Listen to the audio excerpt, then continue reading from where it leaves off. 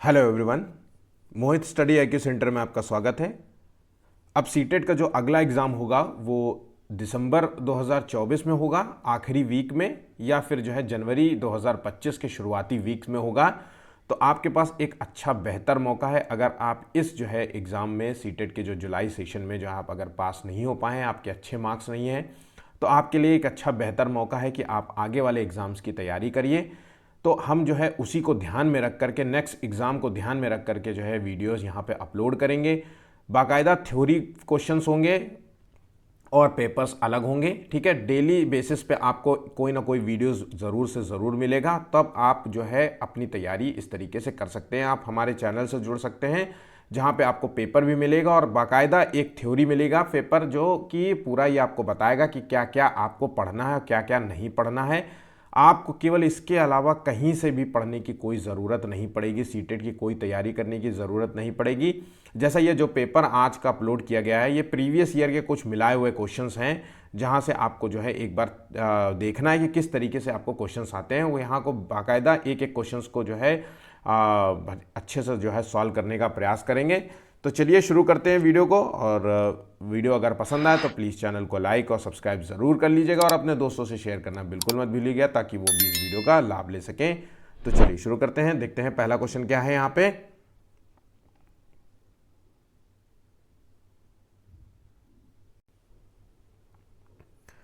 सृजनात्मकता की पहचान का प्रमुख लक्षण क्या है? पहला क्वेश्चन है, बहुत बहुत इंपॉर्टेंट क्वेश्चन है। पहली बात समझ लीजिए कि यहां से जो सृजनात्मकता जो टॉपिक बता रहा है, मतलब जिस पे क्वेश्चन दिया गया है, ये एक टॉपिक है सीटेट में। सृजनात्मकता का मतलब है सृजन करना, कुछ नया क्रिएट करना, क्रिएटिविटी से संबंधित। जैसे आर्ट में आप ड्राइंग करते हैं तो कुछ अपने आप अपने दिमाग से कुछ सोचते हैं और उससे ड्राइंग कुछ बना देते हैं। कुछ नया जो है गाड़ी बना दिया या कुछ भी कुछ नया बना दिया, है ना, उसी तरीके से चीज़ है। तो इसकी पहचान का प्रमुख लक्षण क्या है? अब ये बहुत सिंपल है, इसका ऑप्शन भी बिल्कुल सिंपल सा है। अति सक्रियता, मतलब बहुत ज़्यादा सक्रिय होकर के काम करना, क्रिएटिव माइंडेड वाले लोग इसी प्रकार से करते हैं। या फिर कम परिज्ञानता, मतलब ज्ञान की कमी या बोधगम्यता का होना, या असतर्कता, मतलब सतर्क होना और एक असतर्क होना। तो यह असतर्कता हो गया, या फिर जो है अपसारी चिंतन। तो देखिए इसका सही आंसर क्या है? इसका सही आंसर है ऑप्शन यहाँ पे डी होगा, अपसारी चिंतन। अपसारी चिंतन, दो चिंतन होते हैं, अपसारी और अभिसारी। अपसारी का मतलब होता है कि किसी भी प्रॉब्लम का, ध्यान रखिएगा, किसी भी प्रॉब्लम के उसके कई सॉल्यूशंस ढूंढने का प्रयास करना। अब देखिए, अगर मान लीजिए मैंने आपसे कोई क्वेश्चन पूछा और आपको उसका आंसर देना है, तो आप या तो एक व्यक्ति ऐसा होगा जो उसका आंसर केवल एक ही दे पाएगा, उसके बाद उसके अलावा उसके पास कोई भी नॉलेज नहीं होगी। मान लीजिए मैंने कोई चीज़ पूछी है, उसका बोलेगा सर ये ही इसका सॉल्यूशन हो सकता है। और एक बच्चा ऐसा होगा जो कहेगा सर ये सॉल्यूशन हो सकता है, या फिर सर ये भी हो सकता है, सर ये ना हो तो सर तीसरा कारण भी हो सकता है, ये भी हो सकता है। तो इस तरीके से जो है वो सॉल्यूशंस के आंसर, क्वेश्चंस के आंसर देता है।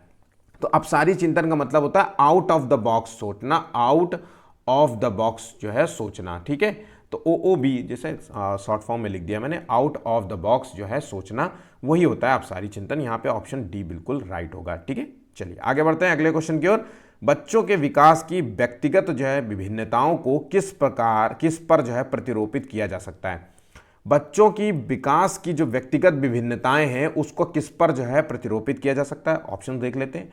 न आनुवंशिकता और न पर्यावरण पर, या आनुवंशिकता व पर्यावरण की पारस्परिकता पर, या केवल आनुवंशिकता पर, या केवल जो है पर्यावरण पर। तो आप देखिए, मैंने लास्ट टाइम जो है एक वीडियो अपलोड किया था जहां पे कुछ टैग वर्ड्स जो है अपलोड किया था। तो टैग वर्ड में जहां पे केवल शब्द आ जाए तो पहली बात तो ये ऑप्शंस में तुरंत गलत हो जाएगा, याद रखिएगा, ऑप्शंस में ही गलत कर दीजिए इसको तुरंत। अब यहां पे देख लेते हैं कि विकास की बात हो रही है, तो बच्चे का जो है हम सभी जानते हैं, मैंने लास्ट टाइम अभी जो है कल जो मैंने अपलोड किया है वीडियो, उसमें विकास और वृद्धि से संबंधित एक वीडियो अपलोड किया है। वो पूरा का पूरा थ्योरी वीडियो है। अगर आपने वो टॉपिक देख लिया तो उससे संबंधित कोई भी क्वेश्चन आपके कभी भी गलत नहीं होंगे। इसी प्रकार से टोटल 20 क्लासेस होंगी थ्योरी की, जहां पे सीटेट पूरा सीडीपी आपका कंप्लीट हो जाएगा। तो यहाँ पे जो मैंने समझाया है कि जो बच्चे का जो डेवलपमेंट होता है वो हेरिडिटी और इन्वायरमेंट के परस्पर अंतःक्रिया से जो है बनता है। मतलब एक बच्चे का जो डेवलपमेंट होगा, एक बच्चे का जो विकास होगा, और जब विकास होता है मतलब यहाँ पे शारीरिक विकास की बात कर रहे हैं, मानसिक विकास की बात कर रहे हैं, उसके भावनात्मक विकास की बात कर रहे हैं, सामाजिक विकास की बात कर रहे हैं, सांस्कृतिक विकास की बात कर रहे हैं।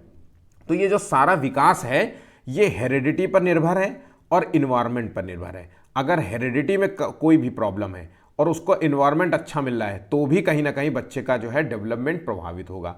अगर इन्वायरमेंट खराब है और हेरिडिटी कितना भी अच्छा हो, मतलब कहने का मतलब है कि व्यक्ति चाहे जितना अच्छा हो, उसके जो है आचरण के कितने भी अच्छे हो, मतलब उसका शारीरिक और मानसिक सब कुछ अच्छा हो, शरीर से हष्ट पुष्ट हो, लेकिन उसका वातावरण अच्छा ना हो, वो जिन लोगों के बीच में रहता हो, जिन लोगों से बात करता हो, वो बिल्कुल बेकार टाइप के लोग हों, वो चोरी सिखाते हो, उसको मारपीट सिखाते हो, गुंडागर्दी सिखाते हो, पढ़ने के लिए उसे मोटिवेट ना करते हो, तो कहीं ना कहीं बच्चे का डेवलपमेंट प्रभावित होगा। तो याद रखिएगा, जो व्यक्तिगत विभिन्नताएं आपको मिलती हैं वो आनुवंशिकता और पर्यावरण की पारस्परिकता पर ही निर्भर करती हैं। यहाँ पे आंसर हो जाता है ऑप्शन बी, बिल्कुल ठीक है।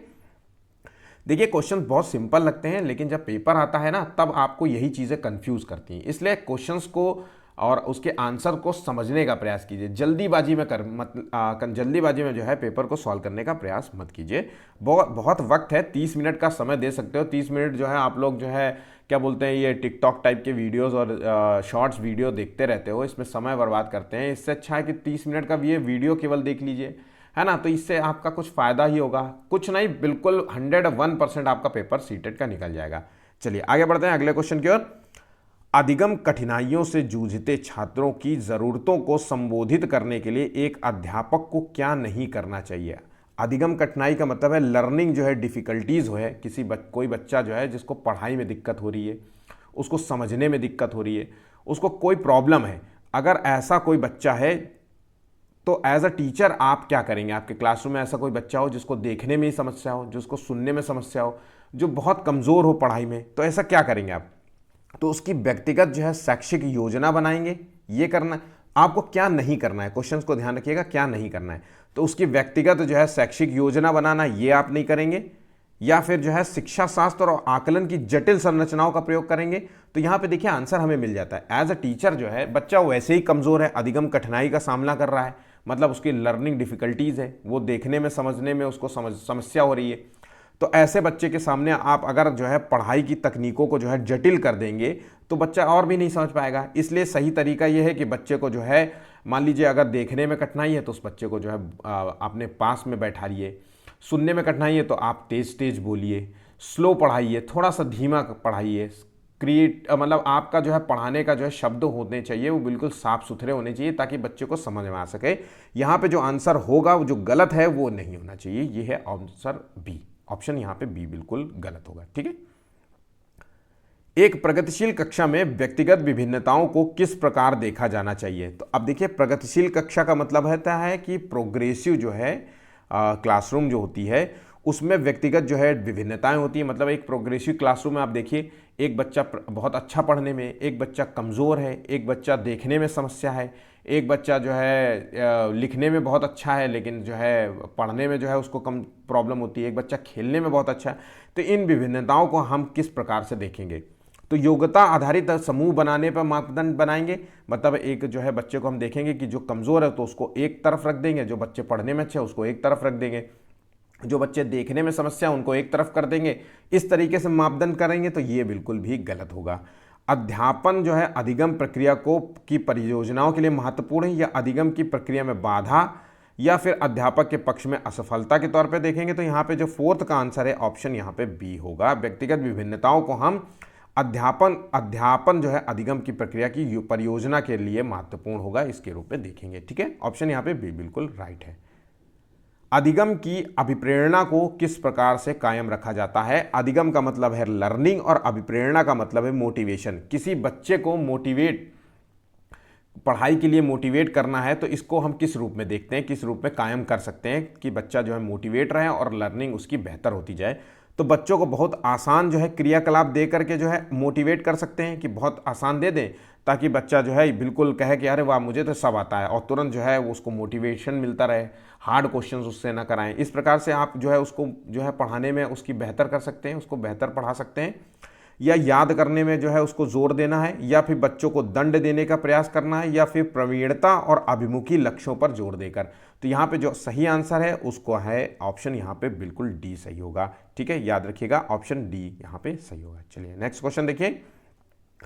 एक अध्यापिका को दिए गए किसी कार्यकलाप में छात्रों की विभिन्न त्रुटियों का विश्लेषण करना चाहिए, क्योंकि अब देखिए एज अ टीचर जो है आपने कोई वर्क दिया तो एज अ बच्चों की जो है जो भी गलतियां हैं उसका विश्लेषण करना है, तो हम किस रूप में उसको देखते हैं। तो इसके आधार पर वो ज़्यादा त्रुटियों करने वाले छात्रों को दूरी, तो यहाँ पे मतलब बच्चे को अलग करने की बात कर रहा है, तो यह पे आंसर गलत होगा। अधिगम केवल त्रुटियों को शोधन पर निर्भर करता है, या इसके आधार पर वो दंड की मात्रा पर जो है निर्धारित कर सकती है, यहाँ पे भी आंसर गलत हो। त्रुटियों की समझ अध्यापन अधिगम प्रक्रिया के लिए बहुत ही महत्वपूर्ण है, अर्थपूर्ण है, तो यहाँ पे देखिए आंसर है ऑप्शन यहाँ पे डी होगा। जो भी त्रुटियां होती हैं, जो भी बच्चे गलती करते हैं, एज अ टीचर आपको उसको एक मूल्यांकन के तौर पे देखना होगा। अगर बच्चे ने कोई गलती की पढ़ाई प्रक्रिया में, आपने कुछ पढ़ाया उस टॉपिक को बच्चा समझ नहीं पाया, तो उसको ये देखना चाहिए कि आपने पढ़ाया वो नहीं समझा, तो उसको आपके पास एक बेहतर मौका है कि फिर से उसे कुछ ना कुछ बेहतर तरीके से समझाने का प्रयास करें ताकि उसे समझ में आ जाए। तो जो त्रुटियां हो एज अ टीचर आपको समझ होना चाहिए कि बच्चे को क्या कमी है, क्या नहीं समझ पा रहा है, और इसको एक अच्छा पॉजिटिव वे में मान करके आगे बढ़ना चाहिए। ठीक है, चलिए आगे बढ़ते हैं। निम्न में से अध्यापन अधिगम का सबसे प्रभावशाली माध्यम कौन सा है? तो अध्यापन अधिगम जो है उसका सबसे बेस्ट जो है मीडियम कौन सा है, पढ़ाने का कौन सा अच्छा तरीका है? तो बिना विश्लेषण के अवलोकन करना ये है, या अनुकरण या नकल करना? तो यहाँ पे देखिए ऑप्शन जो है गलत करते जाइए। याद करना, रट्टा टोटा वाली बात कर रहा है, तो फिर संकल्पनाओं के बीच में संबंध खोजना। अब देखिए एज अ टीचर जो है आप जब पढ़ाते हैं तो सबसे बहुत ज़रूरी होती है कि जो भी आप टॉपिक पढ़ा रहे हैं वो बच्चों को समझ में आना चाहिए, और जो भी टॉपिक पढ़ा रहे हैं उनके बीच में कोई ना कोई संबंध होना चाहिए, है ना। जो भी आप उदाहरण पेश करते हैं उन क्वेश्चंस के बीच में और उदाहरण के बीच में एक संबंध होना चाहिए ताकि बच्चों को समझ में आ सके। यहाँ पे आंसर जो होगा वो है ऑप्शन डी बिल्कुल। ठीक है, चलिए आगे बढ़ते हैं। एक अधिक बुद्धिमानी का सिद्धांत कहलाता है, बहुत बहुत इंपॉर्टेंट क्वेश्चन है।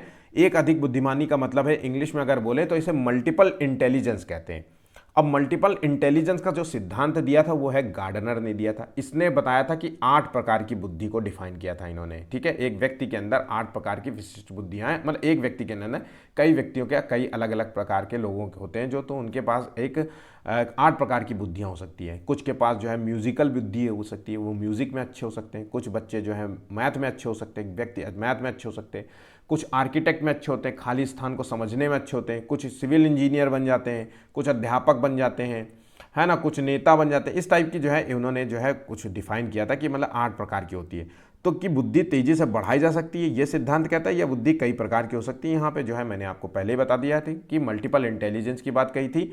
8 प्रकार की बुद्धि कई प्रकार की हो सकती है, म्यूजिकल हो सकती है, मैथमेटिकल हो सकती है, पार्शियल हो सकती है, मतलब भाषा हो सकती है ना, वो अपने आप को समझने में हो सकता है, जैसे बुद्ध, है ना, ये सब जो लोग होते हैं ना, बुद्ध जो है महावीर उपदेशक टाइप के होते हैं, ये अपने आप को बेहतर तरीके से जानते हैं और एक समाज में कुछ जो है बहुत अच्छा कार्य करते हैं इस तरीके। ठीक है, तो ये चीज़ें समझ गए होंगे। यहाँ पे इसी प्रकार से 8 प्रकार की बुद्धियों को डिफाइन किया गया है। आगे बढ़ते हैं अगले क्वेश्चन की ओर।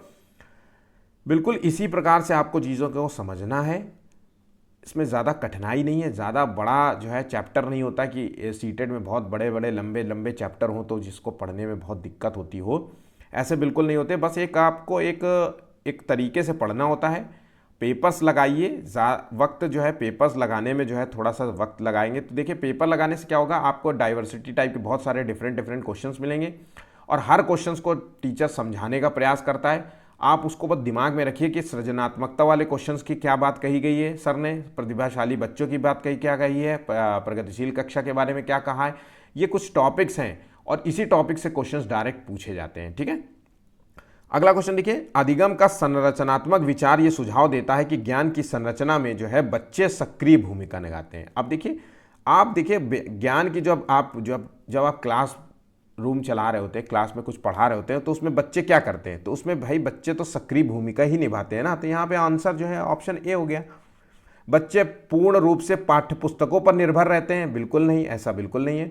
बच्चों की कोई भूमिका नहीं होती, भाई जो क्लासरूम में चल रहा होता है उसमें क्या बच्चों की भूमिका नहीं होती, टीचर और बच्चों की तो पूरी भूमिका ही होती है। इसलिए कहा जाता है बाल केंद्रित शिक्षा प्रोवाइड करना है। सारा सारा मेन सेंटर में तो बच्चा ही होता है, उसी को ध्यान में रख करके पढ़ाना होता है। बच्चे पूर्ण रूप से वयस्कों पर निर्भर करते हैं, ऐसा नहीं है।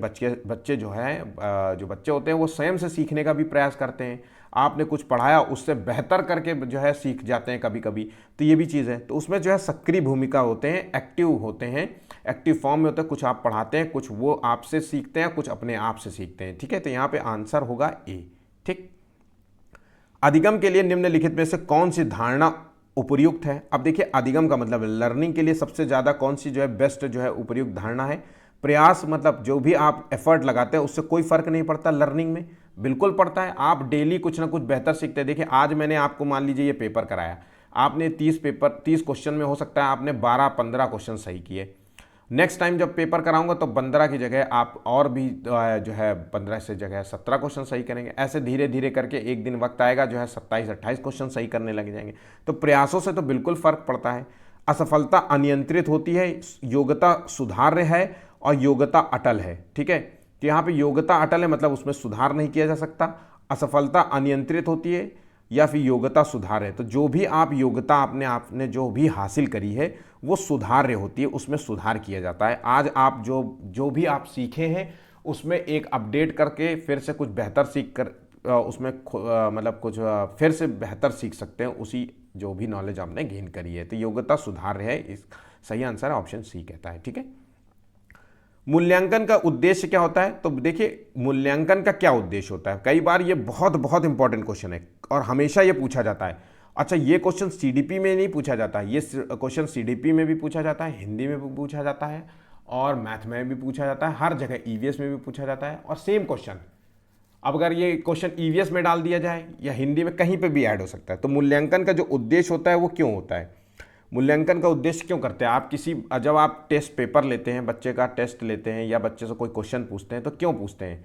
जब आप कोई बच्चे को पढ़ाते हैं तो पूछते हैं ना कि चलो ABCD सुनाओ, तो बच्चे जब ABCD सुनाता है और नहीं सुना पाता है तो आपको पता चल जाता है कि बच्चे में यहाँ कमी है, तो आप उसकी मदद करते हैं। तो मूल्यांकन का केवल उद्देश्य यही होता है कि बच्चे की जो कठिनाइयां हैं, जो समस्या है, जो पढ़ने में उसको दिक्कत हो रही है, उस क्षेत्र का पता लगाना है, बस इतना ही है। तो धीमी गति से सीखने वाले प्रगतिशील बच्चे, यहाँ पे ये सब गलत हो जाते हैं। यहाँ पे आंसर जो होता है वो सही होता है, सी ऑप्शन। ठीक है, चलिए आगे बढ़ते हैं अगले क्वेश्चन की ओर। हम बच्चों को सीखने में कठिनाई होती है, कब कठिनाई होती है? जब जो है अधिगम सामाजिक संदर्भ में हो, या विषय वस्तु को बहुरूपों में प्रस्तुत किया गया हो, या फिर सूचना अलग अलग टुकड़ों में प्रस्तुत की जाए। तो देखिए बच्चा जो है सीखने में कब कठिनाई महसूस करेगा, बच्चा हो या व्यक्ति हो, कोई भी हो, और जब कोई भी इंफॉर्मेशन जो भी पढ़ाया जा रहा है वो अलग अलग टुकड़ों में प्रेजेंट की जा रही हो। कभी मान लीजिए हम बच्चे को A to Z पढ़ाते हैं, मान लीजिए बिल्कुल हम जो है हम नर्सरी क्लास की बात करें, ठीक है, हम बच्चे को पढ़ाएंगे A, फिर B, फिर C, फिर इसको जो है लिखने की प्रैक्टिस भी कराएंगे, फिर इसकी मीनिंग भी बताएंगे कि A फॉर एप्पल होता है, B फॉर बॉल होता है, C फॉर कैट होता है। अब इसी जगह C के बाद हम सीधा Z आ जाएं या Y आ जाए तो इसके बाद बच्चा जो है समझ ही नहीं पाएगा। तो एक जो है सही तरीके से जो है पढ़ाना चाहिए। तो यही होता है, सीखने में तभी कठिनाई होती है जब जो है सही तरीके से ना पढ़ाया जाए, अलग अलग टुकड़ों में पढ़ाया जाए। जो भी चीज़ पढ़ाया जा रहा है, कभी कुछ पढ़ा रहे हो कभी कुछ पढ़ा रहे हो, इस तरीके से नहीं होना चाहिए। ठीक है, तो याद रखिएगा ऑप्शन यहाँ पे जो होगा वो सही होगा, ऑप्शन सी। अधिगम की सर्वोत्तम जो है अवस्था कौन सी है? तो अधिगम की जहाँ पे सबसे बेहतर तरीके से सीखा जा सकता है तो संतुलित उत्तेजना और कोई भय नहीं। कोई उत्तेजना कोई भय नहीं, उच्च उत्तेजना उच्च भय और निम्न उत्तेजना उच्च भय। तो देखिए भय जो है, पहले बात तो डर से जो है कोई भी नहीं सीख सकता है, तो ये यहाँ पे गलत कर दीजिए पहले ही। कोई भय नहीं, कोई भय नहीं, तो बिना डरे हुए पहले तो पढ़ना है आपको, बिना डरे कि क्या होगा क्या नहीं होगा इसके बारे में चिंता कम करनी है, इसके बारे में नहीं करनी है, हमें बस पढ़ने पे ध्यान देना है। तो अधिगम प्रक्रिया अपने आप बेहतर होती जाएगी। तो अगर आप मान लीजिए कोई उत्तेजना नहीं है पढ़ाई में, आपकी कोई मतलब आपका मन ही नहीं है, उत्तेजना ही नहीं है, अरे यार छोड़ो बे नहीं पढ़ेंगे यार, क्या ही ये पेपर होता है, तो इस तरीके से अगर कोई उत्तेजना नहीं दर्शाएंगे और कोई डर भी नहीं होगा तो आप कहीं ना कहीं पढ़ नहीं पाएंगे। इसलिए संतुलित का उत्तेजना का होना बहुत ज़रूरी है। बहुत ज़्यादा ओवर एक्साइटेड नहीं होना है, बहुत ज़्यादा मोटिवेट नहीं होना है कि आज मैंने आपको कहा कि पढ़ लिख करके जो है पढ़ना चाहिए, जितना ज़्यादा पढ़ेंगे ऐसा ऐसा मतलब जो है एक पत्थर तो उछालो यारो, जो है कोई जो है, जो मुझे इस तरीके की शायरियाँ नहीं आती, लेकिन एक बात बता रहा हूँ तो इस तरीके से जो है मोटिवेट करने वाली आपको टैगलाइन दूं और इससे जो है आप एकदम से मोटिवेट हो और कल अगले ही दिन जो है फिर डिमोटिवेट होकर के चुपचाप बैठ जाइए, तो ये नहीं होना चाहिए। संतुलित उत्तेजना होना चाहिए और कोई किसी प्रकार की पढ़ाई से डर नहीं होना चाहिए कि पढ़ेंगे तो क्या होगा, अरे पढ़ाई नहीं करेंगे तो क्या होगा, ज़्यादा पढ़ लिया तो क्या होगा, ये सब चीज़ें ज़्यादा आपके दिमाग में नहीं चलनी चाहिए, ठीक है। कोलबर्ग के अनुसार किस अवस्था में नैतिकता जो है बाह्य कारणों से निर्धारित होती है? मोस्ट इंपॉर्टेंट है, बिल्कुल क्वेश्चन इसी रूप में ही रख दिया जाता है। कोलबर्ग ने जो सिद्धांत दिया था वो नैतिक विकास का सिद्धांत दिया था, हम सभी को पता है। और इस नैतिक विकास के सिद्धांत के अंदर इन्होंने जो है 3 स्टेजेस बताए थे, जिसमें से एक स्टेज का जो है ये क्वेश्चन है। तो देखिए, नैतिकता जो बाहरी कारणों से निर्धारित होती है इसे कहते हैं पूर्व पारंपरिक जो है अवस्था या पश्चात पारंपरिक अवस्था, पारंपरिक अवस्था। ये तीनों स्टेजेस हैं, ध्यान रखिएगा। ये पूर्व पारंपरिक स्टेज होता है, ये प्री कन्वेंशनल लेवल इसे कहते हैं, ठीक है, इसे प्री कन्वेंशनल लेवल कहते हैं। और पश्चात वाला होता है ये पोस्ट कन्वेंशनल लेवल है, और इसे पारंपरिक अवस्था इसे कहते हैं कन्वेंशनल लेवल, ठीक है। जहां पे नैतिकता बाहरी कारणों से निर्धारित होती है इसे पूर्व पारंपरिक अवस्था कहते हैं, मतलब प्री कन्वेंशनल लेवल। ऑप्शन यहाँ पे ए बिल्कुल सही होगा। यहाँ पे क्या होता है, बच्चे को पता ही नहीं होता है कि परंपराएं क्या हैं, नैतिकताएं क्या हैं, है ना। जो भी as a parents, as a जो है आप एज अ पड़ोसी, एज अ जो है टीचर, जो भी बच्चे को आप दे देंगे, है ना, वो बच्चा सीख जाएगा। मतलब आप अगर बच्चे को अच्छे शिक्षा देंगे, अच्छा जो है नैतिक शिक्षा देंगे, है ना, तो वो बच्चा वो भी सीखेगा। जैसे कई बार जो है आपने देखा होगा कि जो छोटे छोटे बच्चे होते हैं, जो 2, 3, 4 साल के बच्चे होते हैं, किसी के पेरेंट्स इतनी अच्छी शिक्षा देते हैं कि आप घर गए तो वो तुरंत जो है आपसे कहते हैं नमस्ते अंकल, नमस्ते चाचा, है ना। वो आपके पैर छूने लगते हैं, आपके लिए पानी के लिए पूछते हैं, और कुछ होते हैं कि बिल्कुल जो है गरियाने लगते हैं, है ना। इस तरीके से होता है, आपने कई बार देखा होगा। कुछ खेलते हैं, कुछ शैतानी इतनी करते हैं, कुछ सुनते ही नहीं है, कुछ बिल्कुल मैनर्सफुल होते हैं। तो यही होता है, उनमें नैतिकता जो है आंतरिक कारणों से मिलती है, बाहर से मिलती है, जो भी आप एज अ पेरेंट्स आप उसे सिखाते हैं, ठीक है। पश्चात जो है ऑप्शन यहाँ पे जो बी आंसर है, पश्चात पारंपरिक अवस्था, यहाँ पे जो है नैतिकता जो है आंतरिक कारणों से निर्धारित होती है। मतलब जब एक एज आती है जहाँ पे बच्चा स्वयं से सीखने का प्रयास करता है, उसके अंदर स्वयं से नैतिकता के गुण आने लगते हैं। जैसे हम लोग हैं, या फिर 10, 11, 12, 15 साल के जो बच्चे होते हैं, उनमें स्वयं से गुण होते हैं कि भाई ये गलत है, ये चीज़ें गलत है, ये नहीं करना चाहिए। चोरी करना गलत होता है, किसी को मारना पीटना गलत होता है, किसी को गाली गलौज करना गलत होता है, पेपर के समय पढ़ाई करना होता है, डेली कुछ पढ़ाई करना होता है। ये सारी जो नैतिकता की बातें होती हैं, उसमें जो है बच्चा अपने आप जो है इन्वॉल्व होता है, मतलब आंतरिक कारणों, उसके अंतर मन से जो है ये खुद ही निकलता है, ठीक है। यहाँ पे आप चीज़ें समझ गए होंगे। यही 2 क्वेश्चन हमेशा कोलबर्ग में ज़्यादा से ज़्यादा पूछा जाता है, ठीक है। आगे बढ़ते हैं अगले क्वेश्चन की ओर। एक कार्य के दौरान जो है रुचिका स्वयं से बात करती है और वो कार्य पर किस प्रकार से प्रगति कर सकती है। लेव वाइगोस्की में जो है भाषा, चिंतन, सोच के बारे में विचारों के इस प्रकार का जो है व्यक्तिगत जो है चाक जो है क्या दर्शाता है। अब देखिए, जो लेव वाइगोस्की ने जो सिद्धांत दिया था वो सामाजिक सांस्कृतिक सिद्धांत दिया था। इन्होंने कहा था कि बच्चे का जो डेवलपमेंट होता है समाज और संस्कृति के पारस्परिक मेल से होता है। मतलब एक बच्चे का जो डेवलपमेंट में जो सबसे ज़्यादा महत्वपूर्ण भूमिका निभाता है वो है समाज निभाता है और संस्कृति निभाती है, ठीक है। इसके अलावा इन्होंने 3 प्रकार की स्पीच भी बताई थी कि बच्चे जो है 3 प्रकार की स्पीच का प्रयोग करते हैं। वो है सोशल स्पीच एक, तो फिर उसके बाद जो है एक प्राइवेट स्पीच आ जाती है, फिर एक इनर स्पीच आ जाती है। तो यहाँ पे जो व्यक्तिगत जो है चाक की बात कर रहा है, व्यक्तिगत वाक की बात कर रहा है, यहाँ पे मतलब है प्राइवेट चीज़ की बात कर रहा है। तो यहाँ पे जो आंसर है, इसका सही आंसर है ऑप्शन यहाँ पे आत्म केंद्रिता है, ऑप्शन ए बिल्कुल सही जवाब होगा, ठीक है।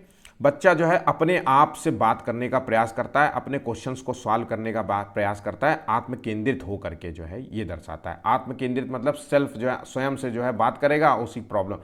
और इनर स्पीच में यही व्यक्तिगत है, और यही व्यक्तिगत वाच जो है एक वक्त पे जो है इनर स्पीच में ट्रांसफर हो जाएगी। इनर स्पीच का मतलब है अंतर मन में ही सोचेगा, अंतर मन में ही बतियाएगा कि मुझे ये करना है, ऐसे करना है, इस प्रॉब्लम को, या मम्मी से ये मांगना है, वो बात करना है, इससे क्या कहना है, ये चीज़ हो। और सोशल में क्या होता है, जैसे हम आपस में सोशल स्पीच कर रहे हैं, आपस में एक दूसरे से बात कर रहे हैं, एक दूसरे को हम क्वेश्चन सॉल्व करा रहे हैं, ये सोशल स्पीच के अंतर्गत आती है, ठीक है। जब अंतर मन में सोचते हैं हम, जब मतलब मुंह से बोलते नहीं है, बस मन ही मन में सोचते हैं, वो इनर स्पीच है।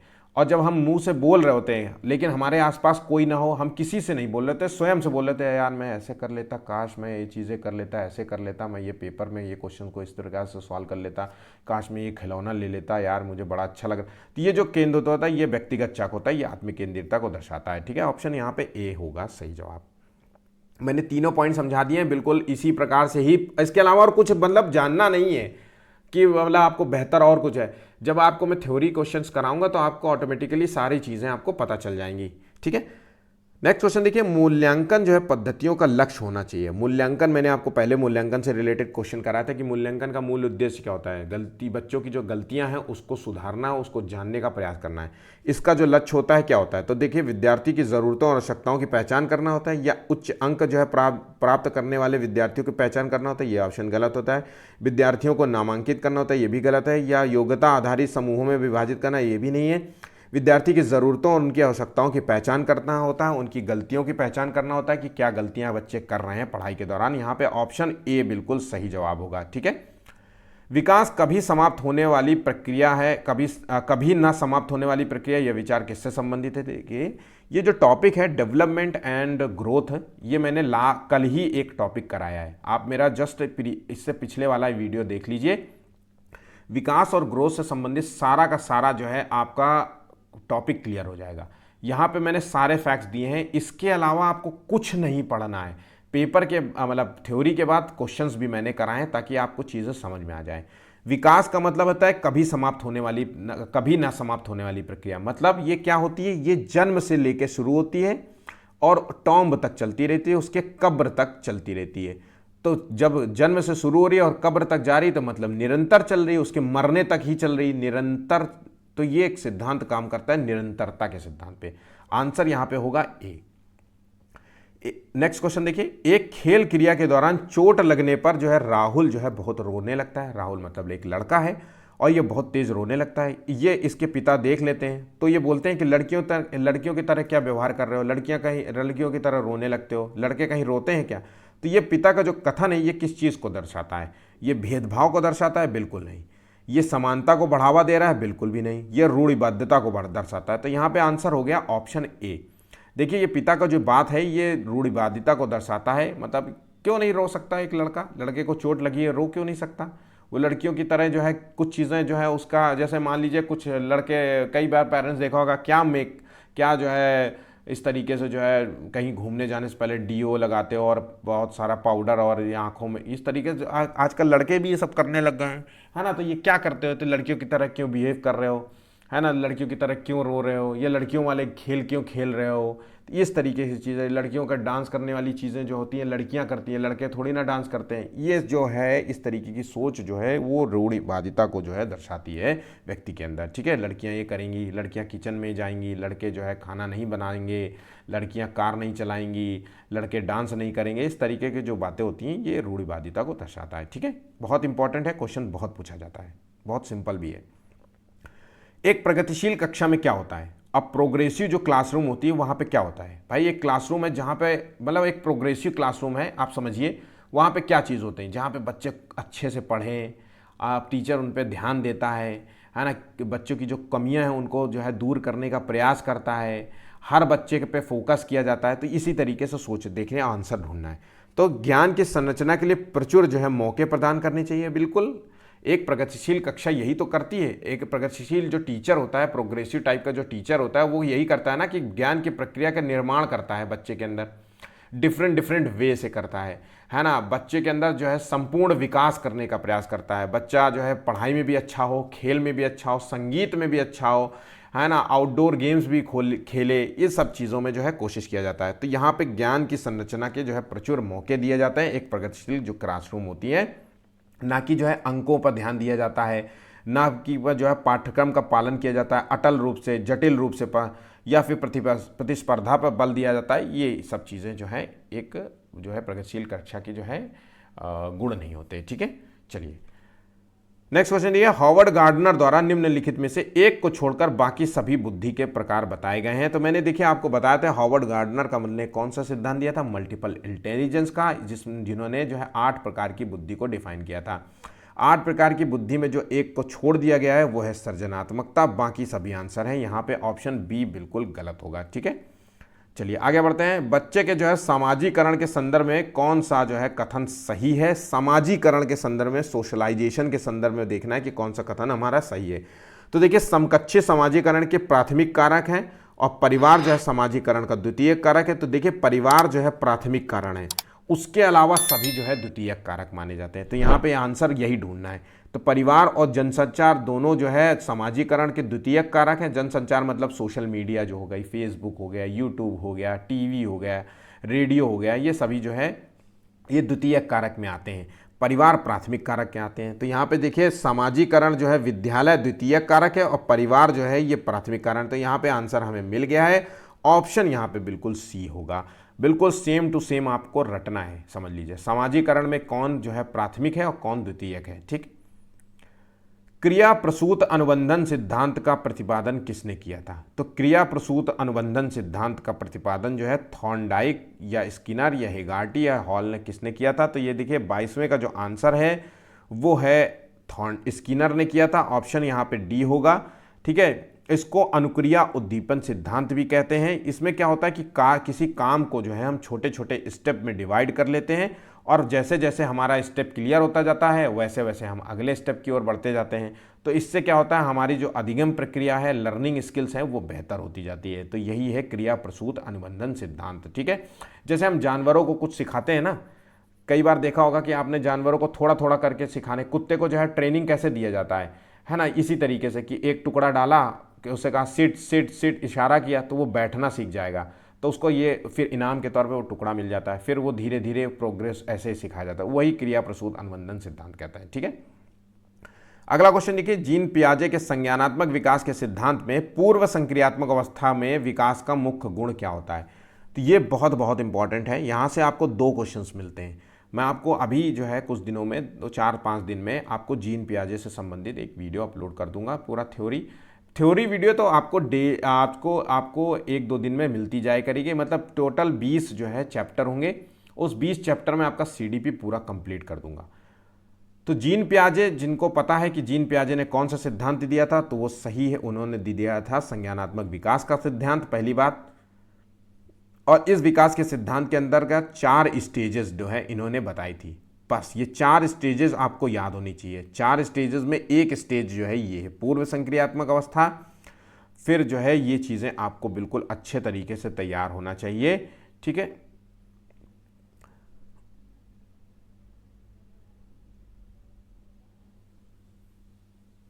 तो यहाँ पे जो आंसर है इसका, एक सेकेंड, तो देखिए जो 4 स्टेजेस हैं, एक तो पहली बात होता है सेंसोरी मोटर होती है।